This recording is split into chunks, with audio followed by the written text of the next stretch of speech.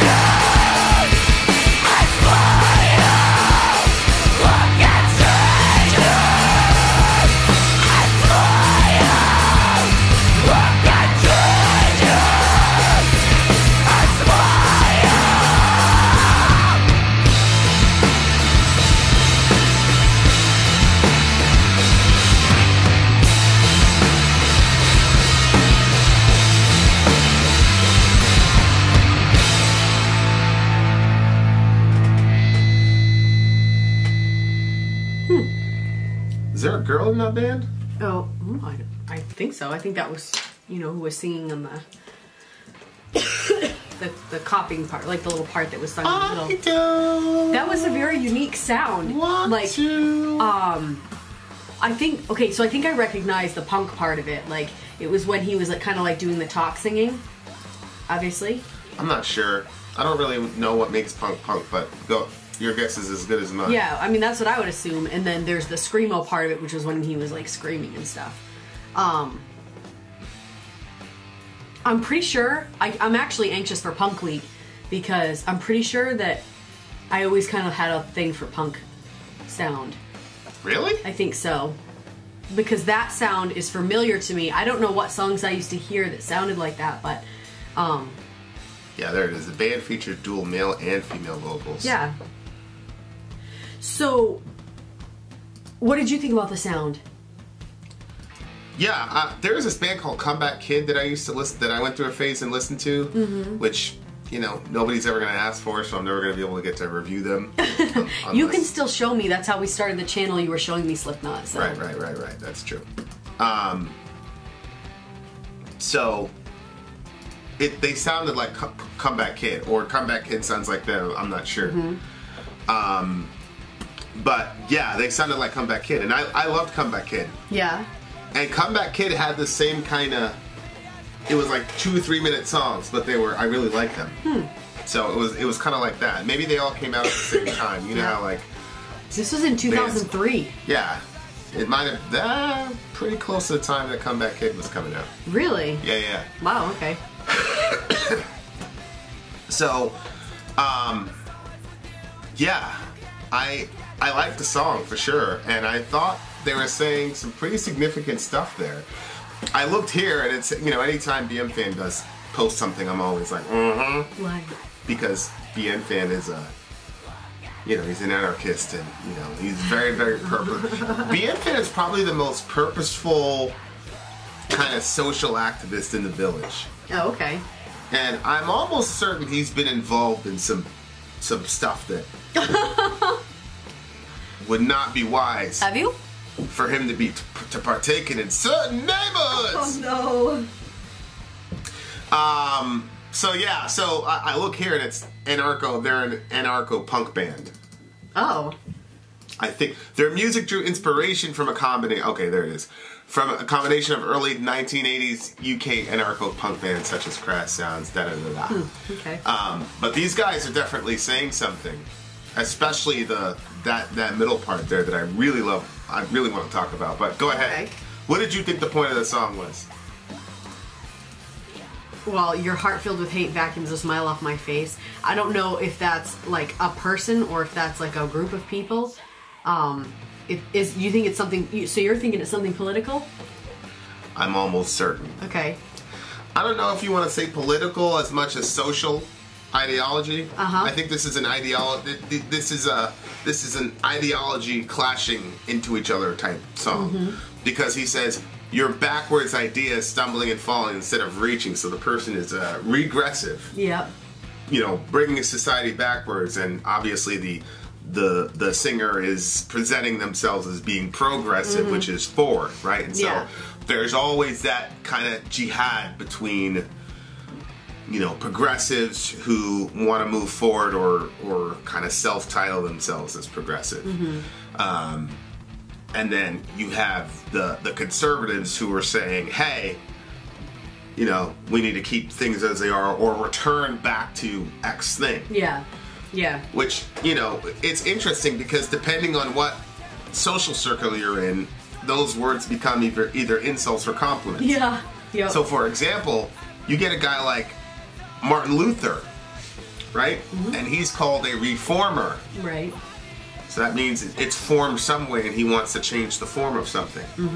But to reform something means to go backwards and go back to the previous form, right? So like when you repeat, you're doing something over again, right? Reanalyze is to analyze over again. So reform means I thought it was like to form it in a new way. Yeah, to reform means to go back to a previous form. Ah, I didn't know that. And so being a reformer in our circle is a compliment. Because Martin Luther was saying we've strayed away from the original, we need to go back to what the original Christianity was. Oh, okay, yeah. But you have progressives that are saying we need to go forward. Right? And so there's that conflict because people who have a reformed idea about society say, no, things were better back then, and there are certain core ideas that made us who we are right now, and it's our straying from them that got us in trouble. Yep. But a progressive is going to say, no, it's these bad ideas in the first place that got us in trouble, and we need to ditch those and go forward over here. Yeah. And so there's this giant, you know, there's this ideological conflict, and of course, you know, they get the whole left. Some of that stuff is generational. you know, depending on how old you are. Stereotypically, Stereotypically, it's generational. Although in Christendom, especially with the emergent church movement, which pretty much nobody in our audience will know, but the emergent church, a lot of times these guys were going back to the Desert Fathers and things like that, looking at early church history. The young people were doing that. We're looking at early church history and saying, you know, and the asceticism in the early church and things like that. And it was very, very popular about 10 years ago in young evangelical Christianity to go backwards. And it was the older people that were saying, no, the regular Baptist American structure that we have is the best form of Christianity. Yeah. So stereotypically, it's younger people that want to progress and go forward, and older people that want to go backwards. But sometimes, societally speaking, it goes the other way. It just depends on what subculture you're in. Yeah. You hear it with metal. You have some people who are purists or metal elitists who, what are they saying? We need to go back to the way things were, back to the way things are. All this electronic and rap and blah blah blah. You know, and then it's not always generational. A lot of it is just what ideal you jump on. And so, you know, and Peterson talks about left brain, right brain. You know, there's one part of your brain that loves novelty and different things, and there's another part of the brain that loves routine. And so when you most people are more one than the other. Yeah. And so when you put those people together, there's always conflict until they can figure out that we can benefit from each other. What's novelty? Novelty is something new. Like, let me see something new. Let me see something different. Oh. You know, like, oh my gosh, here we go again. Same thing. And so I'm pretty sure it's the left side of the brain is like craves novelty. Yeah. The right side of the brain craves order. I think I had so much routine, I always crave novelty. That's why you're and with now me. you bring novelty, so I crave routine. Right, I'm so much on the novelty side, and then your side goes whoa. Freaking routine here, babe. Right. So it's that back and forth, and depending on what subculture you're in, I absolutely believe that you're right. Right. And the other people are wrong. Yeah, of course. Right. Obviously. So it's like, well, which issues are you? And so I'm kind of both, depending on what the issue is. So I would be a reformer when it comes to how we treat human life in America, right? In the sense of saying we need to go back to the 1950s in the way that we treat babies, and then we need to go into the 2000s the way we treat black people. Yeah. So I'm a reformer when it comes to babies. I'm progressive when it comes to like economic policy, for example. Yeah. I don't believe laissez-faire capitalism is going to be a humanist, is in the human interest on the macro level, right? So it's everybody wants it to be as simple as I'm a progressive, you're a conservative, and you're dragging people backwards. And this song is kind of self-righteous, but at the same time, if you truly believe that your side of the brain is the way society should go, then you can't be mad at somebody for believing that, which this guy obviously does. You know what's kind of interesting? When you think about, I mean, we have early writings of like being made in the image of God, which is where we say that we get our value from. Right. So if you go way, way, way back, you say, okay, we had like, I mean, that's a pretty insane amount of value. And then over time, we have lost our sense of value. And now we put our value in petty things like literally things or relationships or compliments from other people and, you know, all of these things that can come and go and whatever. But when you think about like, if we truly are like evolving, then we would be getting better and better. So our value would increase, not decrease. But when you follow the Christian worldview, it would make sense that our value, because of sin and how things like go farther away, like right. you have to keep bringing things back to the original, or else they have like a, what's that called when, you know, something like automatically everything always is going toward decay. Entropy. Right, entropy. Yeah. Yeah. There's going to be some sort of societal entropy that takes place when you stray from, which of course, you know, that's the typical kind of literary device that reformers usually use as an instruction manual. They say, if you start, because the instruction manual gives you the original that the author or the creator designed the thing to be. And so if you're making a table and it's got 3 legs on one side and 1 leg on the other side, you did something wrong. Right. You go back to the instruction manual because the instruction manual shows you how the original was intended. Yeah. But then, you know, it's like, if you use that, sometimes that can have deleterious effects. For example, with the Constitution. The Constitution, it needs amendments. And an amendment is we're adding something or changing some law or whatever. So there's room to amend the Constitution. And the reason for that is because we understand it's not an inspired document. And so sometimes going to the strict... And there's theories about how you're supposed to interpret the Constitution. But going to a strict reading of the Constitution without the amendments is a nightmare for a lot of people in this country, including myself, obviously. So, yeah, you know, I mean, sometimes it works, sometimes it doesn't. But what did you think about, I don't want to look at the stars with you unless you can look at strangers with me. Until you can look at strangers with me. I didn't understand. The only thing that I can think of is, like, looking at the stars is kind of like thinking to the future and, like, in... like kind of like the, you know, like the star in your eyes and like kind of like that. Like, I don't want to do that unless you're willing to look at strangers with me. Maybe it's like looking at the other side and like seeing them for who they are and not just like dismissing people and hating people because of their beliefs. Right. Yeah, and is that what you got? Well, actually, there's that verse in 1 John that says you cannot love God who you have not seen unless you love your brother who you can see. Yep. And so if you look at that, it's like looking up to the stars. It's like looking at the heavens and looking at, oh, this is amazing. And there's this sort of like esoteric, almost spiritual experience by laying down and looking at the stars and everything. Yeah. I mean, that's usually connected to some sort of like esoteric form of spirituality. But he's saying, I'm not going to do that until you can look at strangers with me and smile. Meaning, until you can treat the person who's not like you. Yeah. The outsider, because I don't think he means stranger in the sense of the most literal sense of the term, but I think he's talking about people who are not like us. Yep. And smile instead of smirk. See? Like, genuinely appreciate that other human being for the glory of what they are. Yeah. Until you can do that, it's hypocritical to go up and look at the stars and have your little moment. Yep. Because they're all the way up there. You can't touch them, you can't get to them. But the people in front of you, you're mocking them, you're sneering at them, you're treating them like they're another. I mean, that's a huge, that was such a crazy line to me. Yeah, I see what you're saying. And look, you know, a sneer across your face, everything is ugly to you and are not here. Which is, you're ugly. You are not here. Right. Yeah.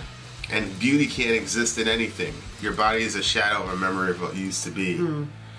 We can say hello, but you're dead to me. So it's like, this is a person who has this particular view of the world, and his view of the world makes everything ugly. You know, and so this is one of the criticisms that a progressive person has of an old school person, which is they're xenophobic, and you hear this kind of rhetoric being used in our current discourse.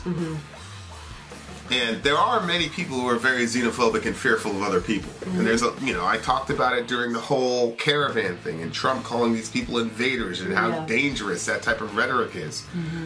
And we got to really watch how we talk about people. And it's like I was saying earlier in that other video, ideas have consequences. Yep.